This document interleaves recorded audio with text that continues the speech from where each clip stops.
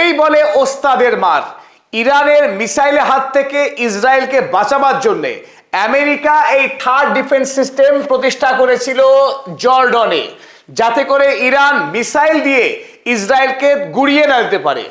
অথচ ইরান এই যুদ্ধে এক অসম্ভবকে সম্ভব করলো। এই এয়ার ডিফেন্স সিস্টেম থার্ডকেই ধ্বংস করে দিয়ে এক হইচই ফেলে দিয়েছে ইরান এই মুহূর্তে গোটা বিশ্বে। এর আগে কোনোদিন পৃথিবীতে কোনো রাষ্ট্র আমেরিকার তৈরি পৃথিবীর মধ্যে সবচাইতে দামি এয়ার ডিফেন্স সিস্টেম থার্ড, এই থার্ডকে ধ্বংস করার ইতিহাস পৃথিবীতে এর আগে কোন রাষ্ট্র কোনোদিনও করতে পারেনি। আয়াতুল্লাহ আলী খামেনেইর মৃত্যুর বদলা হিসেবে 1 মার্চই ইরান মারাত্মকভাবে মিসাইল হামলা চালিয়েছিল জর্ডনে মার্কিন সেনা ছাউনিতে অবস্থিত এই থার্ড সিস্টেমের উপরে। আর এই হামলাতে যার কাজ মিসাইলকে ধ্বংস করা, সেই এয়ার ডিফেন্স সিস্টেমকেই ইরানের মিসাইল ধ্বংস করে দিয়েছে। ফলে ইসরায়েল এই মুহূর্তে অরক্ষিত অবস্থায় বিরাজ করছে। ইরান থেকে যদি শক্তিশালী মিসাইল ছোড়া হয় তাহলে সরাসরি ইসরায়েলে গিয়ে হিট করার সম্ভাবনা অনেক বেশি। ইরানের মিসাইল হামলার পর জর্ডনে অবস্থিত আমেরিকার এই থার্ড সিস্টেমের অবস্থা ভেঙে দুমড়ে মুচড়ে এই অবস্থা হয়েছে। ফলে এই থার্ড সিস্টেমকে আর নতুন করে কার্যকরী করা কোনোভাবেই সম্ভব নয়। নতুন কোনো থার্ড পৃথিবীর অন্য প্রান্ত থেকে নতুন করে এই থার্ড সিস্টেম এনে জর্ডনে যদি না বসানো হয় তাহলে ইরানের মিসাইলের হাত থেকে ইসরায়েলকে রক্ষা করা দুষ্কর হয়ে পড়বে। আর এই প্রেক্ষিতে আপনাদের জানিয়ে রাখি, থার্ড এত ব্যয়বহুল একটা ব্যবস্থা, আমেরিকার হাতে এই মুহূর্তে মোটের উপরে 8টি মাত্র থার্ড সিস্টেম ছিল গোটা পৃথিবীতে। আমেরিকাকে বহিঃশত্রুর হাত থেকে বাঁচাবার জন্যে টেক্সাস শহরে আমেরিকার সরকার 4টে থার্ড সিস্টেম ইনস্টল করে রেখেছে, আর গোটা পৃথিবীতে বাকি 4টে, যার মধ্যে শুধুমাত্র মধ্যপ্রাচ্যেই এই অবৈধ রাষ্ট্র ইসরায়েলকে রক্ষা করবার জন্যে আমেরিকা ইরান থেকে আসার পথে জর্ডন এবং খোদ ইসরায়েলে 2টি এই থার্ড সিস্টেম এস্টাবলিশ করে রেখেছিল। আর এই থার্ডকে যুদ্ধের দ্বিতীয় দিনেই ইরান গুড়িয়ে দিয়েছে। ফলে আমেরিকার যে গৌরব, পৃথিবীর শ্রেষ্ঠ সামরিক শক্তি হিসেবে তার যে আস্ফালন, সেই দম্ভকে ইরান দেখিয়ে দিয়েছে কি করে দুমড়ে মুচড়ে দিতে হয়। যারা পৃথিবীর সবচাইতে শক্তিশালী রাষ্ট্র বলে দাবি করে, সেই রাষ্ট্রের চেহারা এই থার্ড এখন দুমড়ানো মুচড়ানো অবস্থায়। এই থার্ড সিস্টেম প্রমাণ দিচ্ছে যে আমেরিকার সামরিক শক্তি আসলে এইরকম দুমড়ে মুচড়ে গেছে ইরানের সঙ্গে লড়াই করতে গিয়ে।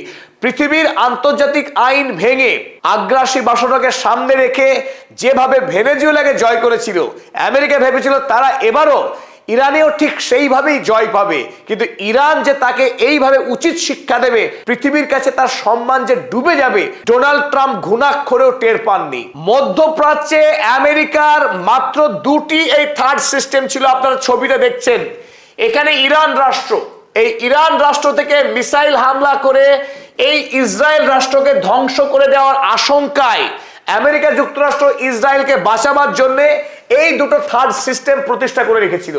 একটি ছিল জর্ডনে, ইসরায়েলের আগেই জর্ডন রাষ্ট্র রয়েছে, সেই জর্ডনের মুনাফাক সাল্টি এয়ারবেস, আমেরিকার এই মুনাফাক সাল্টি এয়ারবেসে এই থার্ড সিস্টেম ছিল।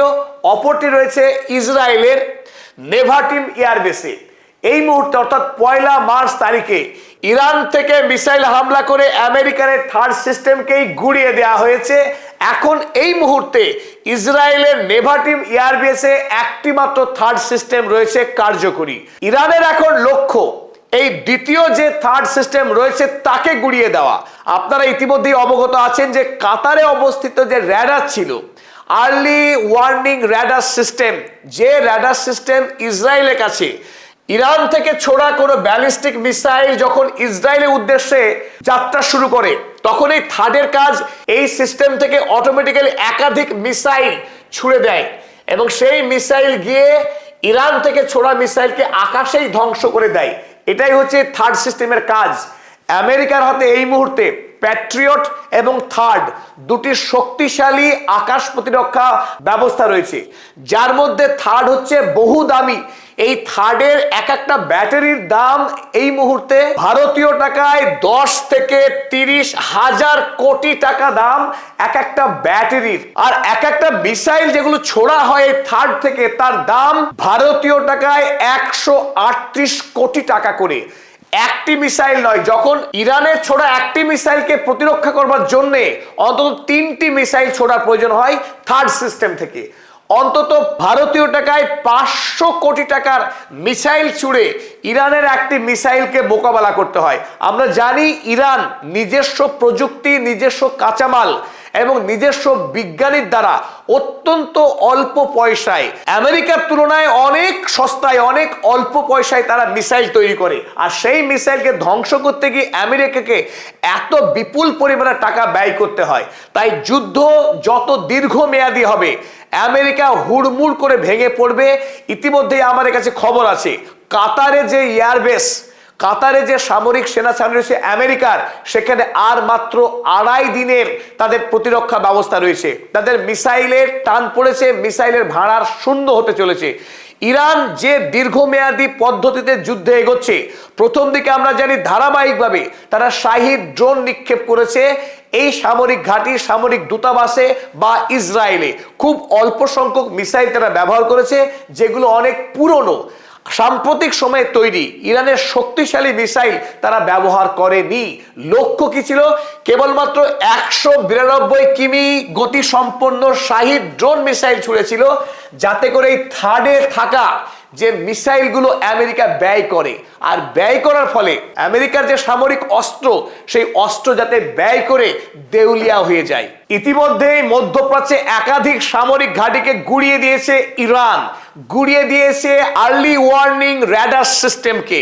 তাই এই মুহূর্তে যেহেতু জর্ডনে থাকা এই থার্ড সিস্টেম ধ্বংস হয়ে গেছে, হাতে রইল একটি মাত্র নেভাটিম এয়ারবেসের থার্ড সিস্টেম। সুতরাং একটি গল্প চারিদিকে চলছে যে আমেরিকা যুক্তরাষ্ট্র নাকি সাউথ কোরিয়া থেকে থার্ড সিস্টেম উঠিয়ে আনবে এবং এই জর্ডনে এস্টাবলিশ করবে। সেই গল্প সম্পূর্ণ মিথ্যা, অবাস্তব, কাল্পনিক।